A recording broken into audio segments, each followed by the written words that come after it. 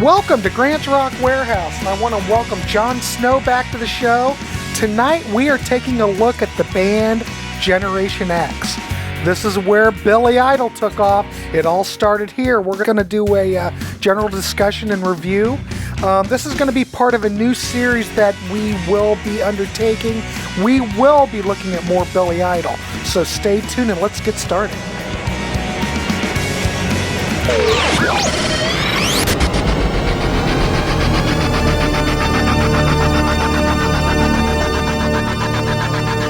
Crank up those headphones. It's time for Grant's Rock Warehouse. Welcome to Grant's Rock Warehouse, and I want to welcome Jon Snow to the channel tonight. We've seen Jon here before. He was back, in April when we did the Aldo Nova episode, so you can check that out in the links below. But he's back tonight, and we're going to talk about the band Generation X. Yes. Now, if you're not familiar with Generation X, this is the band where Billy Idol got his start. They put out 3 studio albums. They formed in London in 1976. They had like 6 singles that ended up on the UK chart.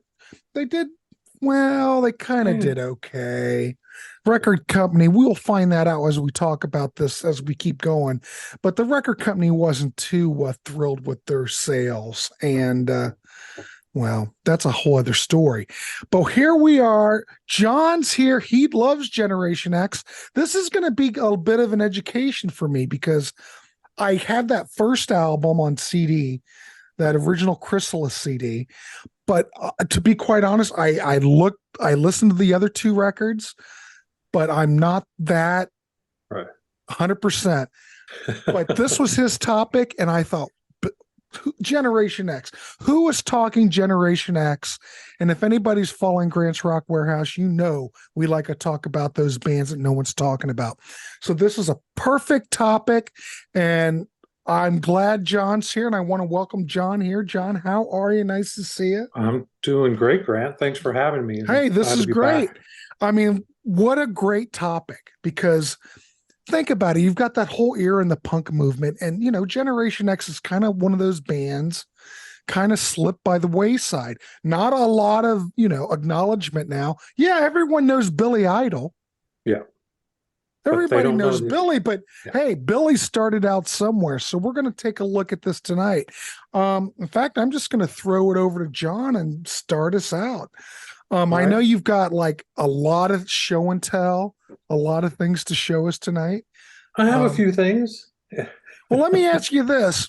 How did you get started with Generation X? How did you get turned on to the band? Because, I'll tell you this. When I was like in high school, no one talked about this. This is one of those bands, you think about it. If you listen to like Sirius XM, I don't think they play a lot of Generation. I don't know why in the punk movement this band's kind of overlooked. Well, I have a reason for that, but we'll start with your first question. Yeah. It was when I started my website, I wanted to start doing like full series of an artist. And I was really into Billy Idol 5-6 years ago. I still am, but I started collecting this stuff. And, I was like, okay, I really need to go back. I like to find out where they came from, what influenced artists. So I started going back to the Gen X stuff. And so I've only been into them for like 5 years. Okay. 6 years. Yeah. So I got into the first album, and then it just snowballed. I was at a record store down in Ackworth, Georgia, visiting family, and there were 2 Gen X albums in there. Bought them both. And then I was up in New York. There was a Gen X album that I didn't have. I bought it there. So I just started naturally collecting them as I found them. I think most everyone I have, I found out in the wild, except for one.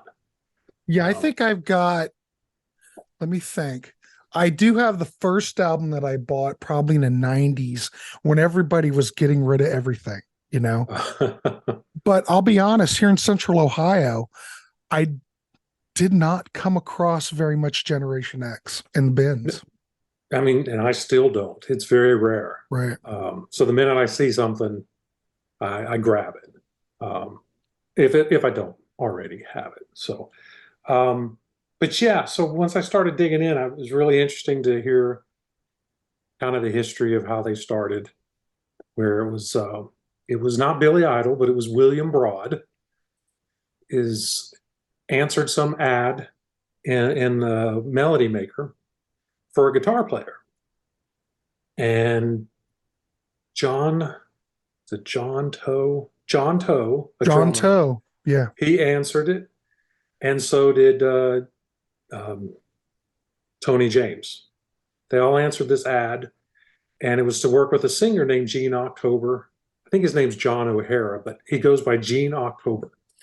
And they started the band called Chelsea. This was like October 76. And by November, they were not getting along. Gene October, it was his band, and Tony and Billy kind of started taking creative control of the whole thing.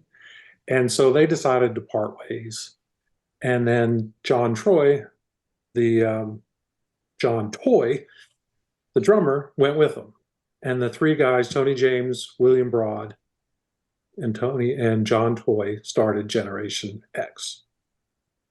Now, when they did that, William Broad wanted to move from guitar to singer, and he wanted to change his name. So do you know the story behind him changing his name? I don't. Okay. Please enlighten me. Well, William Broad is his name. Right. But in high school or in some sort of school over in England, he had a teacher that always called him Idle, IDLE, as in not doing anything. So he wanted to change his name to Billy Idle. But then with Monty Python and Eric Idle spelling his name that way, Billy was like, nope, I don't want to do that. I'm going to spell it Idle, IDOL. And that's how he decided to change his name. But he wanted to be a front man and sing, wanted a cool punk name, and that's pretty much how it came about. So then they had to get a guitarist, and they picked some 17-year-old kid by the name of Bob Durwood Andrews. And so he's the lead guitarist for the band. And that was the start of the whole thing. And I think they did get a record deal with Chrysalis, but they really weren't doing much in the US at this time. No. They were touring a lot. They did a single on their own for Your Generation. I don't actually have that single because I think it's extremely, extremely rare. Probably only like 250 or 500 copies or something. So I'd have to be rich to, I think, get one of those. Yeah. So that's when they did that, and they went in to record, I guess, their first album. And that was 1977, the end of 77, they started recording it. But they recorded a lot in Paris and UK and stuff. They weren't that great, I don't think. What do you mean, that first record? No, they're touring, their live show. Oh, you mean the live show? Okay, got you.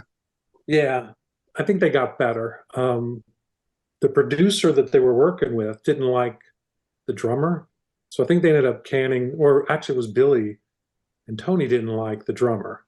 His sound wasn't what they were wanting, so they ended up getting rid of him and going to Mark Laff to do the album, and I think he's actually on the front cover of this one, their debut. So is that, I'm just going to ask you, is that a domestic pressing or is that an import? Is that the Chrysalis? This is a Canadian pressing. Okay. So it's a different track list, which we'll get into, I guess. Well, we are now, since you mentioned it. Yeah. There's a UK version, which is when it was originally released. And I'm going to flip this thing over so I can make sure I get the right songs that were. So.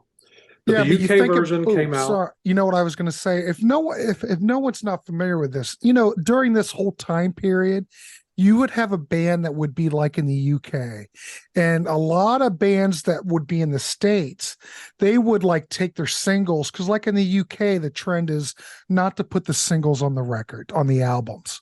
So a lot of the records here in the States and in Canada, they would, the Beatles were notorious for this. They would put all the singles on the records and, kind of revamp the album. So basically the lineup for, I think, the US pressing and the Canadian pressing's not totally different, but this was just a normal thing. They just tried to make it more commercial. Yeah. Try to put those singles on those albums, and here's a because their first single, Your Generation, was not on the album in the UK, neither the B-side. So the UK version, you had the single, but then the album was completely different. Yeah. And when they went to the US, when they finally released it over there, they removed 3 tracks off the original and added the I think they had 2 singles at this time, and then the B-side on one of those singles is on the album as well. So very different thing. I know, I think more recently, Robbie Williams, the solo, when he broke off from Take That and did all his stuff, his first US album was a compilation of his first 2 albums in the UK. That happened so many times. You know what? I was just thinking this, John. I know we're going on a tangent, but that is a show in itself. Records that have been revamped from, I got to write that down, because this is what's great about these discussions is that these shows practically write themselves, and these upcoming shows practically write themselves, but that's a great topic. But anyway, I'll remember that. So thank you, John, for bringing that up originally. It's an interesting thing that how they do that. Yeah. So, but this is, like I said, this is the US or the North American version. This one's actually from Canada. A friend of mine named Aaron I think Keeps Me Alive on WordPress, found out I was looking for this one, and he sent me this one. Okay, cool. I searched forever. And of course, I think within a month after he sent it, I found it in the wild, and I could have bought it eventually. Yeah, that's Murphy's Law. That's how it's going to work. So, for this version, they did Give Me Some Truth, which we all know as the John Lennon right. I think I wrote that down right. Then Wild Youth and Your Generation were all added to this one. And what they took off was, they took off Listen, The Invisible Man, and Too Personal. And I have to say, those are the best 3 songs to take off. Because when I reviewed the album, I reviewed the UK version, and I was going back to all my reviews, and the 3 songs I did not like on the album for the UK version were those 3 songs.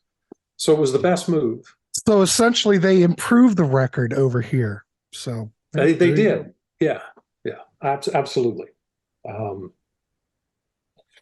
I'm trying to think. I mean, basically it's a punk band, but they really aren't punk like, they're not the Clash, they're not the Sex Pistols.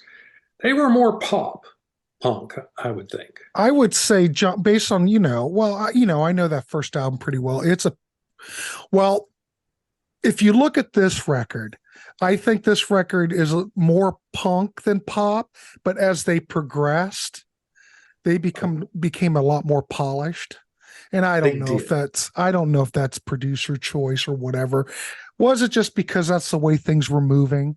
But they are a perfect blend of pop and punk. Yes. And it works well. And it works well, Yes. Yeah, there's really, the US version, there's not a bad song on the album. It's strong.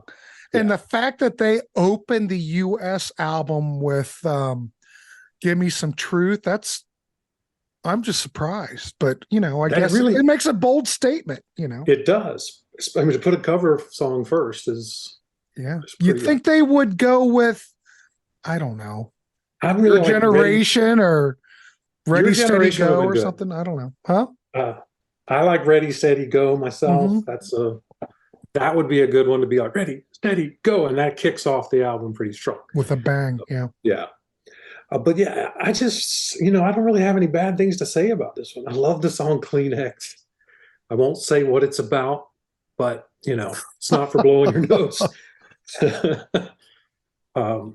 Yeah, and 100 Punks, Kiss Me Deadly, which ended up being the title of another album. Mm-hmm.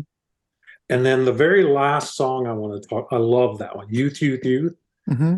They recorded that in one take at midnight. And I think the guitarist was in a mood, because at the end of that song, the guitarist goes on this solo that is just like 3 minutes of insanity. He's distorting notes. He's he's just going, and it is awesome. Letting loose. Yeah, he just goes nuts. They were probably drunk and as well, but they only recorded the album in a week. So, and at times it does sound like that, but that's the whole punk thing. I mean, it's supposed to be raw. It's supposed to be rough. Yeah, I just noticed on the US version and the UK version that Youth, Youth, Youth is only 6 minutes. It's like they trimmed it down on the US album, and it's longer on the UK album by a little bit. Yeah, maybe they trimmed some of the solo. Well, there's 12 tracks on the US album. Yeah. And there's 11 tracks on the UK album. So, that's a lot of tracks. Think about it, So that's probably what they did. They probably trimmed it down a bit. Yeah, but most of them are 2 to 3 minutes songs, with the Youth, Youth, Youth being an exception. So I'm just curious. I'm just going to ask you what you'd rate this record. What would you give this out of 10? Version, I did a 3.5 when I did the review. But the US, the North American version with those 3 songs added, it's a 4.5 for me easily. Mm-hmm. Well, I think you're right in there, because if you do like a search of reviews online, just saying. Yeah. Though, a lot of those reviews, take it with a grain of salt. But for the most part, this record gets like a 4.5 out of 5-star review. People tend to look at this as the most solid effort. Oh, by far. By far. Yeah. But I don't know. Maybe we're going to be talking about it. You might lay something down on me. You might like the other albums better. Yeah. But think about it. They say this over and over again. These guys were young, 21 years old. They're just kids. They were. And they have their whole lives to write this one record. And I don't know what material they had, but it shows the energy, the production, because you've got, first record with Martin Rushent was the producer who had done Human League, tons of bands. So, and I love his work. So, and I read a quote from Durwood. Yeah. He said, Martin Rushent was great at telling jokes. The engineer, Alan Winstanley, was really responsible for the sound of the album. Oh. So Martin was just kind of producing. Telling jokes more than likely. It's probably Alan was doing most of the work. That's what it sounded like from Durwood's statement. I was like, oh, that is interesting. Yeah, because this is in the 70s. I wonder if, Alan probably, I guess it's he and his brother were like the production team. They did a lot of Elvis Costello records. Well, more of that middle period. But they did. I was never that crazy with their stuff, but I don't know. He does a great job on this record. I'll give you that. He does do that. He does do that. So, yeah. So you'd give the US album a much better review. All right. Well, you took my 3 least favorite songs off and added 3 really, really great songs. So. Well, after that, they put out the second album, came out in 1979, Valley of the Dolls. Yes. And I do want to say something. I remember back in the day. Now, this isn't this is kind of a slam, but not really. I remember seeing this record back in the day, and I saw it, and I'm looking at the cover, and this might have been, because this came out in 79. This might have been pre Billy Idol solo. I can't remember, but I remember seeing this. Not tons. I was a kid going through the bins, but I don't know. I always thought this album cover just was kind of a bit lackluster. Oh, definitely. Okay. Yeah. And I just looked at him and go, I don't understand. It just looks like it's not finished. Yeah, It drove me crazy, and it still drives me crazy, John. Yeah, I mean, it's just a girl laying down half naked with a poster of Generation X on the door. I've never even noticed the girl. I just see that big white blotch Oh, on the okay. door. Well, see, that's the first thing I noticed. Well, there you go. Well, your priorities are different, I guess. Yeah. But I don't know. I never cared about the album cover. I don't know. No, I don't really like the album cover overall. But you're right, that poster of them on there just doesn't work. The thing that I do like about this, whether you like the album or not, and we're going to get into that, ladies and gentlemen, but Ian Hunter is the producer for this record. That is correct. That changes the sound significantly of the album. Yes. Yes. Yeah. I mean, I've been listening to it, and yeah, go ahead. I'm going to let you talk about it, but it does change it. It's almost a different band. It really, yes, it is. They really wanted to do something a little different. Mm-hmm. And there's not much punk on there. Nope. It's more, there's some glam, thanks to Ian. And then I feel like there's like 70s rock and kind of like a Springsteen style, very, not pure Bruce Springsteen, but kind of something in that vein. Yeah, it's that different from the previous record. Yeah. And I'm not saying that's good or bad. It is what it is, but it is a bit of a transition. I'll just leave it at that. It is, but there are some good songs on here. So that much is true. It's just not the same sound and stuff. So I will mention this though, John. This album did not get as good of reviews as the previous record. No, it only went to number 52 on the charts in the UK. One of the singles did pretty good, but there's the problem in the UK with Generation X. And this is just from things I've read in Billy's book and stuff. And it talks about how people just didn't see them as being true punk. They didn't believe them. They thought they were just writing this to become a pop band, pop rock band or something. And there's a lot of truth to that. But this album didn't do well. During this tour, they got booed and thrown off the stage practically. Several shows, they actually got chased off the stage. It was just that bad. But the punk scene just was not, with this album and stuff, was just not accepting them at all. Yeah, I get it. First one, definitely more so. They did much better touring and stuff with the first one. But this one led them down a different path. And again, I'm not saying it's anything bad about the album, but that's just the perspective I think the UK public at the time wasn't buying them as punk. Well, how do you view the songwriting on this record as opposed to the first record? And like I said before, they had plenty of time to work on that first record to do this. And this came out in 79. This came out January 79. Okay. So, I mean, there's less than a year later. So like 9 months later, 10 months later. So how do you view the songwriting and the tracks on this record? The songwriting, I think, is much better. Okay. I think they have really crafted out songs here. And they're not those short little bang, bang, bang, get them and go. They put a lot of thought into a lot of these. Some doesn't work, some do. I mean, the two opening tracks, Running with the Boss Sound, it's just fantastic rocker. And then Night of the Cadillacs, again, it's great two opening tracks.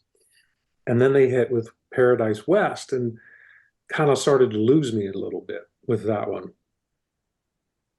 But then Friday Angels came, and I'm listening to Friday Angel. It's a little slower. Mm-hmm. It's more new wave. It's more closer to what Billy's sound would become. So you could already start seeing him changing things up a little bit as well. And then the final song on the first half is King Rocker, which I think was their single. It did really well. Yeah. I kind of like it. I mean, kind of reminded me of when I first heard it the first time, it was like, had that rockabilly kind of sound. I was like, oh, it's kind of like the Stray Cats or whatever. But Stray Cats weren't around, I don't think, at that. They were pretty close. No, not till like 82. Yeah. So I did like that song. And well, I will say that King Rocker, what a way to end side one. It was. I mean, it's strong track. When you flip that other side, you're looking forward to side two. Yeah. Sequencing on these records is very important. I think this record, I think the sequencing is quite good. Yeah. King Rocker, good way to end it. It was. And I think that the first half of this album is the strongest half of the album. But they kicked off side two really, really great with Valley of the Dolls. I mean, it's a kind of a glam song, a little softer and stuff, not real heavy, but just a great, great song. Yeah. But then that was it for me. You didn't enjoy anything else? It started losing me after this. So went to English Dream. Now, and I'll say that I didn't like English Dream. Love Like Fire was a little boring to me. But the prime of Kenny Silver's parts 1 and 2, when I first heard that, I'm like, what is this? Because it's nothing like anything else. It's just like, are they trying to go progressive rock, or what are they trying to do with 2 parts in a song? So very, very different. I think the songwriting is really good on it, but the song itself, to me, it was very experimental, very different, and I wasn't sure what they were trying to do on that. Well, they're probably, they might not have known either. Yeah. Well, if you listen to this now, because I know you've been listening to this record, revisiting it, taking it all in again. We don't listen to a lot of these records over and over again all the time.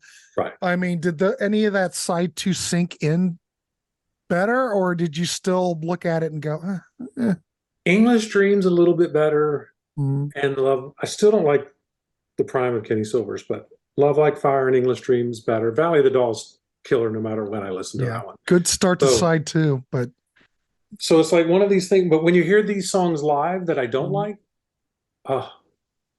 totally different. So we'll get to that later. Okay. When I have a bootleg that we can talk about and stuff, but the studio versions of some of these are weak. So now my original review of this, I think I gave it a 2.5. That's like pretty low, John. That's pretty. It's really low, because I think I like it a lot better now. Well, a lot of these records, even though you may initially listen to them and you will rate them lower, maybe it's one of those records you just really need to dive into. But everybody's got a different trip. I mean, I can listen to this record and get something out of it. You can listen to it and get something out of it, and it'll be totally different. I don't know. Maybe it could be your headspace too. It could be your headspace. Because my headspace the last few days have been this stuff. It's been all Gen X. Well, and I really like it. So what would you rate this? It's still going to be less. I mean, it's probably more like 3 to 3.5, somewhere in that range. Because the first half is just so strong. And I think it's a really good first half of the album. And then Valley of the Dolls, you can't get much better on that one. So, I mean, six songs I think are really strong, and then 3 are good songs. Mm-hmm. There's only really one song I don't really care for. So I guess you're right around in that. So you'd give it, what'd you say you wanted to give it? 3.5, somewhere in that. So we say right in there with everybody else. Okay. Yeah. I mean, Robert Christgau gave it a C+. He thought that he gave the first album like a B+ or something. I mean, C+ isn't, it's not, I mean, we could look at this record and think of it as being in that sophomore slump type of thing, maybe not, but it's not quite as strong. It's not, but All I right. think a lot of it has to do. It was the interband turmoil started with this one too. You had Durwood Andrews wanting to go one way. You had Tony wanting to control some things, and you had Billy wanting to go one way. Yeah. And I think this was the start of the downfall and then the troubled tour for this one, because they started a third album that never got finished and never got released. During it, Billy and Tony were wanting to kind of go more pop, more new wave, and I don't think Durwood Andrews wanted that. So he ended up leaving. And the band pretty much were done at that point. So Tony and Billy stayed together and became Gen X instead of Generation X. And then they started recording their next album, which is why it took a little bit longer. I think it was January of '81 before the third album actually came out. So, well, I can give you this, John. It's a much better album cover. Oh yes, let's show that. Yeah, Yes. There you go. I really so like what that. pressing? Because a lot of people are interested in that. What pressing is that? Is that a chrysalis? What is that? It's a chrysalis pressing. There's honestly, I got it here in the States, but it says this could be a UK pressing. I have never, ever seen one of those in the wild. Oh, and I also found this the other day, cassette. I've never seen it. So, wow, how cool is that?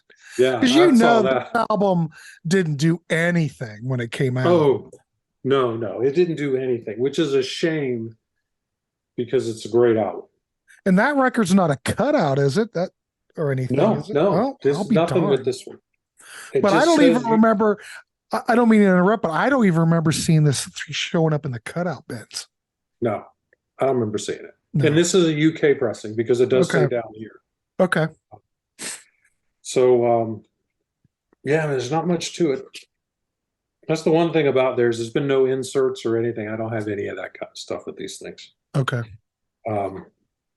But yeah, this one is great. They had to, when they left Generation X and stopped doing that, they got new management. And do you know who the new manager was? No. Bill O'Coin from the Kiss world. So you know what? If you would have said that, I would never have guessed in my whole life it would have been Bill O'Coin. Yeah. Bill O'Coin became Gen X's manager. And I think the main reason was he had his eyes set on Billy Idol.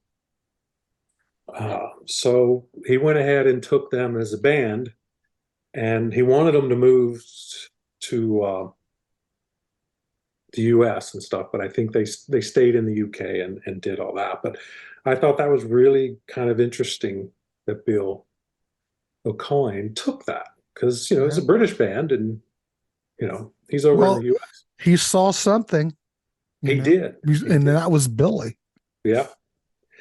But yeah, there were also problems with Billy at this point because the drugs started kicking in. And he started it started impacting some stuff, but that's for a Billy Idol conversation. Well, we'll get to that, because I think just to let everyone know out there, John and I are planning on doing a series. And we thought you have to start somewhere with Billy Idol, and this is the first place to start. So so look for more of that down the road. But what a segue into that. So there you go. Thanks for bringing it up, John. All right. Yeah, absolutely. So, but the most famous song on this album, everybody knows, and it is Dancing with Myself. It is not a Billy Idol song. It is a Gen X song. And he took it from Gen X and made it his own on his solo albums and stuff. But it's just, what can you say about that song? Oh, and the sound of this album, we're now new wave. So, This is pure new wave. This is pure new wave. Pure new wave. Oh yeah. Yeah. Yeah, I mean, Dancing with Myself, what can you say? I mean, he was inspired by Billy when they were on a Japanese tour. They were at a dance club, and everybody was dancing alone, looking at themselves in the mirror. And that's kind of where Dancing with Myself kind of came from. And yeah, just a great song. Great song. They released it as a single, but it only got to number 62 on the UK singles charts. Yeah. I don't know. Explain that. That's a number one hit as far as I'm concerned. Oh, yes, and if you listen to the Generation X version, it's great. It's great. It's fantastic. It's a hit. It might even be better. I don't get it. It's probably better. Yeah. Yeah. It's not quite as polished as what came later. No, it's not. But I like more of that grit, more of the rawness. You know, it's not raw by any means. No. It's new wave. Let's say this. We mentioned this is a new wave album. Dancing with Myself is much more new wave on here than what became, because, you know, his solo stuff, there's no real new wave. Well, White Wedding, I guess you could. Yeah, I'd put White Wedding in new wave. Yeah, his EP, first record. Yeah. His EP and his first record, definitely. But he definitely became more hard rock and correct and stuff. So, but this version, for anyone watching this video, check it out. The Generation X version. I mean, Gen X version. Gen X version, yeah. Though everybody's going to call him Generation X. It doesn't, you know. Yeah. So, and on this album, there are 5 songs that were taken from the third Generation X album that never saw the light of day. And then they wrote 5 more for this one. And, well, we'll get into some more stuff on that later. But yeah, I mean, this is another one, the first side of the album. You can't fault it. Untouchables is another great song. Yeah. Happy People. It's a song called Happy People, but it's a pretty sad sounding song, which I always love that dichotomy when they do stuff like that. Make you think something's going to be happy and joyful, and it's just not, or it's something just completely horrible, but the music makes it sound like fun. And then you get to Heaven's Inside. It's kind of it's poppy happy. Triumph is my favorite on the first side. I love the way that one goes. Again, sequencing and with a strong cut. They do, and they are good about that. Yeah. They are good about that. And they're good about, well, I would say they were good about starting off the other side with a good song, but I don't think so in this case. The first song on side 2 is called Revenge. Mm-hmm. It is a slow song, and Billy kind of drones on for a long time, and it doesn't go anywhere. So I think it was a bad choice to put that there. I would have done What Do You Want, because that's just a killer song. It's the middle song on that side, should have been the first song on that side. And then, yeah, I mean, just some more great songs on there. The last 2 songs, though, Poison and Oh Mother, are kind of harken back to the first album. Yeah. So. Of course, Poison's about Billy's yeah, drug habit. Yeah, Billy's habit was really strong at that point. Yeah. I don't even know the story behind that, because when he finally went solo, I mean, did he get his act cleaned up? No. He did. I don't know when. I don't know the story behind that. I read the book. I read his book, and he was pretty messed up for pretty much the 80s. Okay. He was lucky enough that it didn't kill him, and he was able to produce music and perform and stuff, but he stayed pretty messed up most of the time. And being with Bill LeCoin at the time was not a good thing either, because I think Bill was real messed up on. Well, that's what I understood. That's what I've understood. Yeah. So not a good team to have together at that point, I guess. But yeah, what do you think about this? Well, production wise, well, okay. I love new wave. Don't get me wrong. I love new wave. Me personally, I think side one's top notch. I'm going to go with what I pretty much agree with everything you said. I don't think they should have released with Revenge, because if you're doing sequencing, you want something that's really going to take you when you flip over that side, listen to that first track on side two. And it seems like with Generation X or Gen X, they seem to have a problem with side two just kind of losing steam.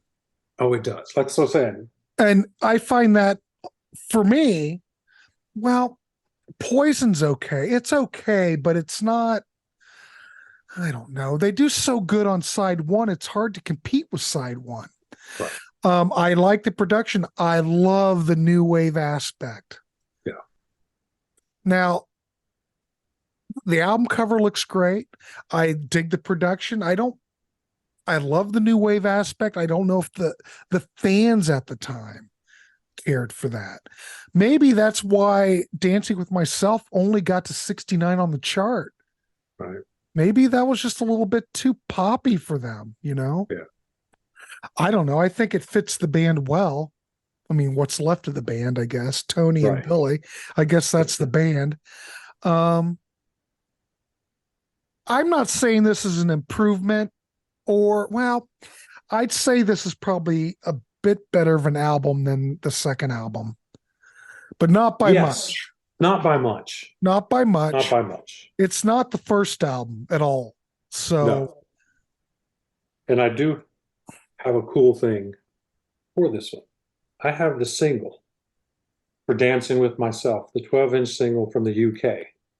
wow. It's still in the wrap. Mm-hmm. Is it clear vinyl? No, that's just. God, I hope so. No, it's not. No, it's not. The B-sides on this thing are completely horrible. Loopy dub and ugly dub. Yeah. They're just, I don't know what their fascination was with dub music, but it was horrible. Well, John, don't forget this time period. This came out in January of 81, early 80s, late, 1980, somewhere around in there. But Andy Partridge was also into dub, and he went in with John Letke, and they went and they remixed a lot of those like Drums and Wires, and they put out a dub record just independently. So they revamped it. So this is probably that era because it was kind of big. It really was in the UK. It was huge. I can see why they're doing it. Yeah, but for me, it's not my taste. Okay. Yeah. I mean, they're trying to be creative. I get it. I can't fault them for it. I can't fault them for that. So it's fine. But when I found this, I was blown away. I love the cover. It's so creepy. Yeah, I've never seen that either. Yeah. So what would you give this record? What would you rate this? I think I gave it a 3.5, I think. Because I like this. I love the first album, and I like that direction. The middle one was kind of, but I liked where they were going. Because I like new wave as well. Right. I enjoy that more poppy kind of sound. Right. So, yeah, I get it. Yeah. But this would be, I mean, I would probably recommend the first album first, and then, well, obviously Kiss Me Deadly. It's new wave. Let's just leave it at that. If you like new wave, you'll probably like this. You'll definitely like, if you like Billy Idol, you'll definitely like Dancing with Myself, this version, better than what came out later. Yeah. Definitely. So, but all right. Well, then they had one more album that you don't know about. I don't know about that. It is Generation X. It was originally titled KMD, Kiss Me Deadly, but KMD Sweet Revenge. And this is a version of it right here. What happened was, after the breakup of Generation X, Andrews walked away with the tapes from the recording of that album. they weren't, I guess, in touch, or he didn't care what Billy Idol and them were doing. Years later, he's been carrying these tapes with him. Every time he moved, he had the tapes. Well, it's 1998. He wants to digitize the tapes because he doesn't want to lose them. Mm-hmm. So he digitizes them. Then he decides to release the album without permission from Billy Idol and Tony James. And it's called Sweet Revenge. Of course it is. It is more, and it's 5 songs on it are on Kiss Me Deadly, including Dancing with Myself, Stars Look Down, Triumph, and Revenge. Yeah. And then the other songs on here were, why they weren't picked by Billy and Tony, I don't know, because there's some really great songs on here. Modern Boys, really good. Girls, Girls, Girls, kind of cheesy, but it's a good song. Anna Smiles, and then Flash as Hell and Psycho Beat are just 2 songs that have a lot of energy and more of that, I don't know, more of what you loved about the band originally. Mm-hmm. And just some really great stuff. But yeah, it was a kind of a big FU to them. And the original release of it, 90, this is a copy. So this came later. Okay. But the 1998 release of it had an extra song on here called Dancing with My Wealth. So it was a stab at Billy Idol and with all the money he's making. And it was just an electronic song remixed of Dancing with Myself. But Billy barely makes any noises in it. It's more just music and stuff. But apparently, I guess they just did not get along. But Gen X did finally release this album as part of an anthology. Yeah, an anthology back in 2002. I want to say it was a 3 CD set. The first CD is the actual official release of the album. So, I just find it fascinating that he was able to release that stuff. Yeah. That he had the tapes. He had the masters. And wouldn't you Or think something. that Chrysalis would have owned those masters? He said he had, according to the story on the back, he had the tapes and carried them around with him every time he moved. And to protect those songs and protect them forever, he digitized them and did it. So it's like, I don't know how he did it. I mean, it is a bootleg, but if you go Technically, to the Gen it's a bootleg. If you go to the Gen X site, they do list it as one of their albums and not a bootleg type. Yeah, it came out Empty Records. Yeah. Did it originally come out in Japan or? I don't know. This one's Monster Records. I want to say this is more like no, that's a later one. I'm talking about the 98 one. Yeah, the 98 one I've never found. Okay. That one's hard to get. But well, yeah. Well, let me, because we don't really know how this album would have been released. And it was a Japanese only. So let me ask you this. What if this would have been that third album? How do you view this? I like it better. Oh, you like it better? Yeah. I like it. I think the songs that they didn't take, some of them were better than what they, like Revenge. Mm-hmm. And Revenge is on here. Mm-hmm. It's the very last song, which is a better placement for it.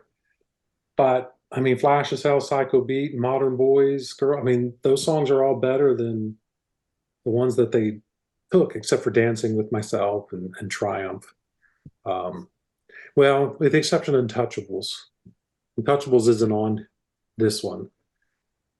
And I like that song better than most of that's one of my favorites on that album. So I'm kind of torn, but it's at least as good, if not I like it more now that I've spent time with it. But yeah. How's the sound quality on that? I'm just curious. Great. Well, yeah. He had good tapes. He has them. Yeah. I just think it's amazing that, I don't know. Yeah. That it could even come out. I would think. Well, it did not come out in the U.S. Chrysalis blocked it in the U.S. Okay. There are no U.S. versions of it at all. Gotcha. So it's all Japanese, European, which is mine is a European. So yeah, you can't find a US release of that. But yeah, it's one I had to have. I searched high and low for that one. I was like, I got to complete my collection. You're a completist, John. Yeah.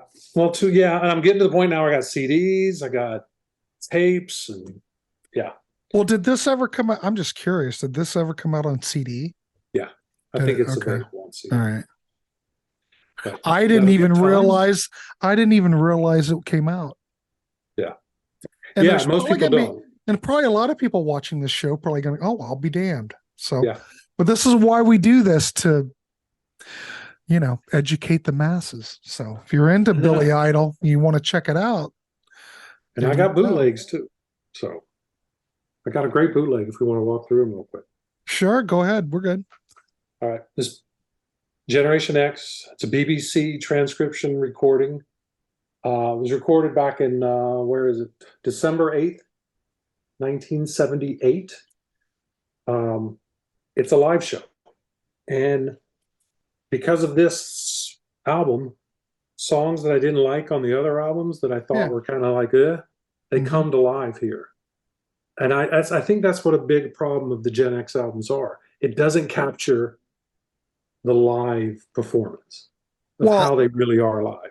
I think that's an excellent statement. If you've ever listened to any of the Smith stuff, all those BBC recordings that they did, they're playing those live. Yeah. If you listen to this, me personally, I like the BBC stuff better than what they were doing in the studio. Wow. Yeah. I mean, they're a bit rawer, but my God, if you listen, I don't know if you're a Smiths fan, but if you like the Smiths, at least check out some of the BBC stuff. I mean, it's come out. Yeah. On the best of, there's some BBC stuff, but it's out there. It's out there. Okay. But yeah, it's phenomenal. So it sounds like it's the same thing with Generation X. Yeah. And this is one of the ugliest album colors I've seen. What's that, mud brown? Yeah, I was going to say something else, but yeah. But yeah, it's the other, the second, it's a 2-disc vinyl, and the other one's an orangey, yellowish, translucent one. But this thing's fantastic. It's got a few songs on here. They do a medley of 100 Pucks and Kleenex, which is great. And on the last song, they do this rock and roll medley, and it has a couple songs by Free, The Who, AC/DC, and Gene Vincent all combined together. Wow. And it's just, this is a young, I mean, look how young they are. Yeah, they're just kids. Yeah. And in the back, I love the picture on the back because it's see them as they are on stage and stuff. And yeah, that's just great. Fantastic. Well, the artwork and the way they executed it is great. I'm looking at it right now on Discogs. So that came out in 2013. 2013, yes. Yeah. Yeah, there's different versions of it. Yeah, Green mine's the black. brown with the orangey translucent vinyl as well with it. I found that in New York when we were up there back in 2000. I just think it's funny. It says it's on Philips. Yeah, sure it is on Philips. You're right. Well, yeah. It's what it says, yeah. So. But the other thing is, by going on Discogs, John, there are so many unofficial releases from Generation X. They are, and I do. There's tons. Yeah, I have most everything that's under Generation X that says vinyl. Okay. But if it's a CD only, I don't necessarily have it as far as the other stuff. But then this one came out in 2020 during COVID, and I missed it. It's called Demos 1977. Oh, how cool. Oh, it is. And it sounds really great. Okay, I see it on here. Yeah, the thing is, it says it was recorded on February of 77, presumably for Chiswick Records, which in their history,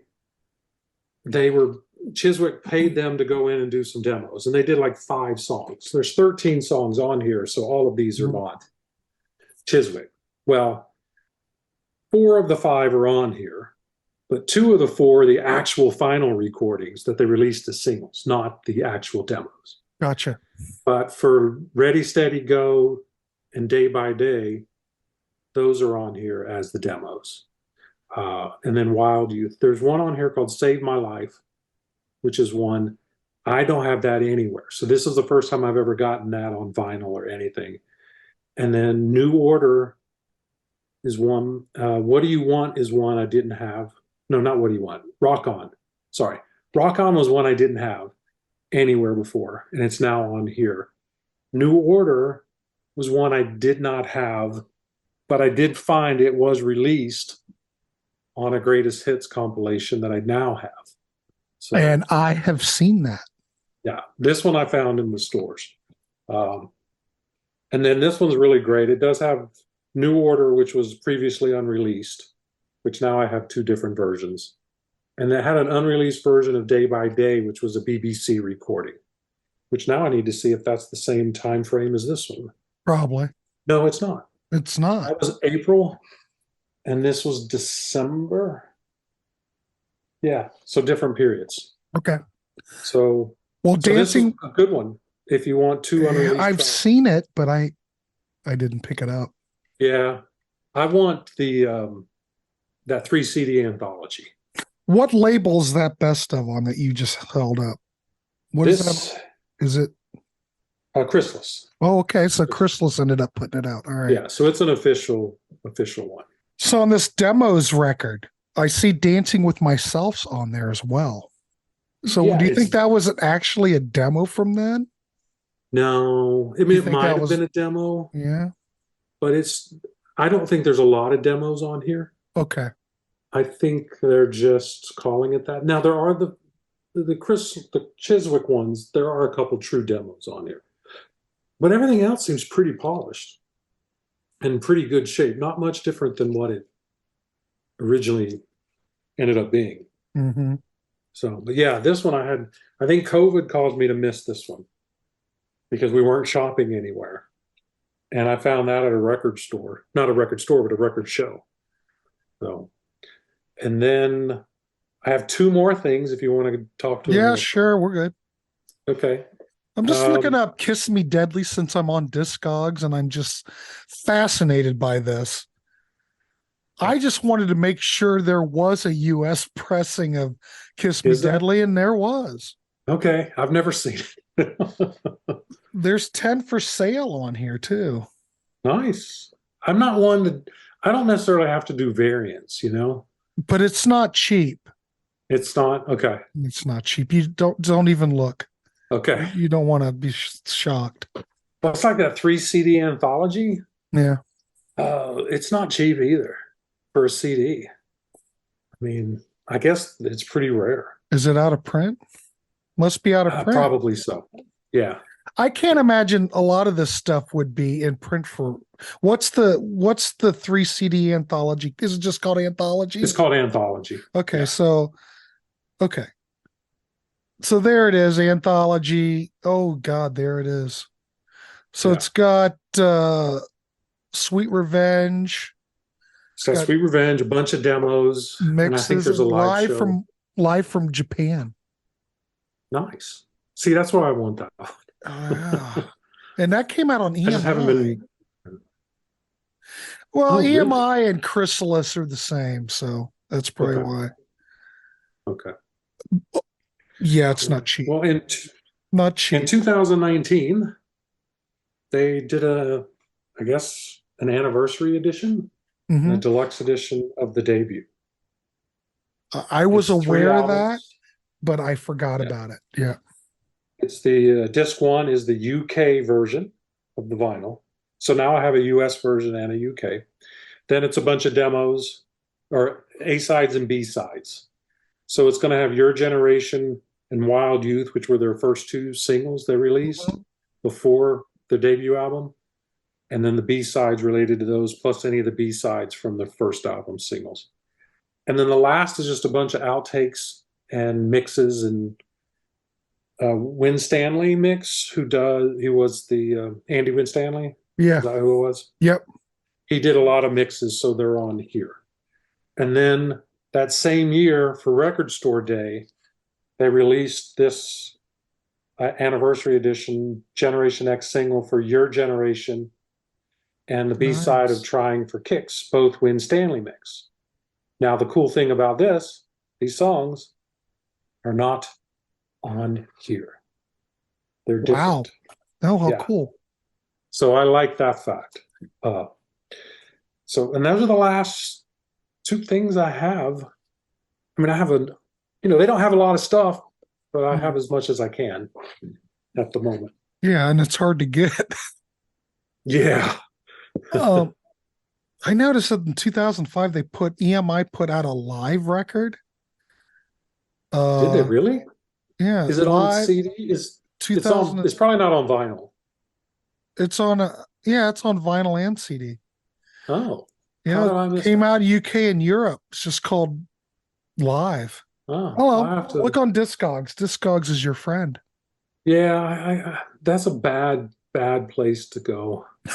I know. It's horrible. But it's I not have a- cheap either. There's 4 on here for sale. See, a lot of this is just out of print. And it's, let's see if there's no US copies. Here's one for 100, 40, 38.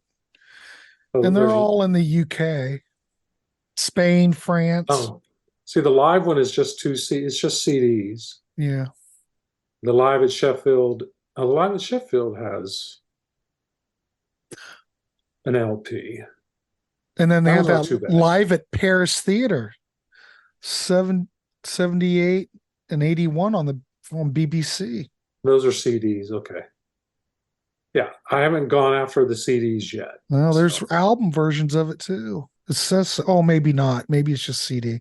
Live at Sheffield has an album version. Okay. And I'm guessing those are bootlegs as well, even though they're selling on Discogs. Well, I don't know. Yeah. Usually Discogs is pretty good about unauthorized recordings. Not selling them. Yeah. They don't sell them and they put them in a separate category, Yeah.